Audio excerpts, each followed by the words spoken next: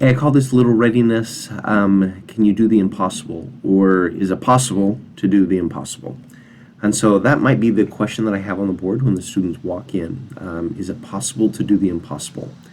And right after the prayer, I would just jump right into that. I'd be like, guys, you've seen this question on the board. I want to know your thoughts. Maybe share with your partner, share with someone next to you, share with the class. I mean, you can make it and all sorts of variations to it, but is it possible to do the impossible? And get their ideas. Maybe if the sense, if you can do it, then it's not possible, or then it is possible. Anyway, you'll get a lot of students who will comment, and then just say, I would have maybe on the up front, this little block of wood with the nail, and then 12 other nails. And I would ask for a volunteer to come up and try to balance 12 nails on this one nail.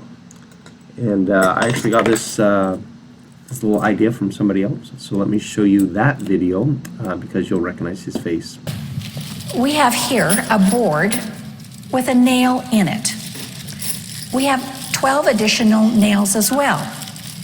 So here I have a task for you. Will you balance the 12 other nails on top of the one nailed into the board? Say what? Is it possible? Well, there you've got one. You need 11 more. While working out this puzzle, some might try to put one on top and then quit. Do you have any gum? One might think that the next step is improbable. Many people quit thinking this is impossible. But if you are willing to say instead, is it possible?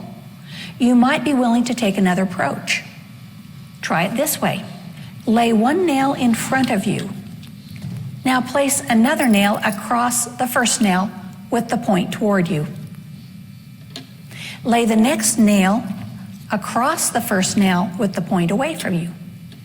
Continue placing all but the last nail across the first nail in this alternating pattern.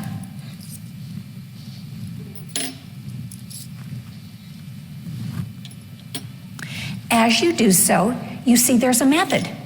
You begin to think, this may be possible. Your hope increases. Finally, you're almost there. My hopes really increased here. Right. Lay the last nail above and parallel to... There we go. Lift all the nails and balance them.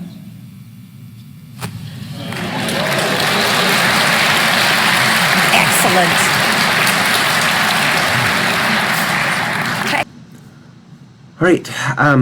So now that you know how to do it, I would actually have a student, as they try to do it and they're unable to do it, I would say I would either show them how I could do it, or I would teach somebody how to do it, kind of like as you saw Brother and Sister Renlund doing. And then I would ask, what made this impossible task that we all thought was impossible, what made it possible? And it'll be very quickly said that, once they know how to do it, then it doesn't seem impossible anymore.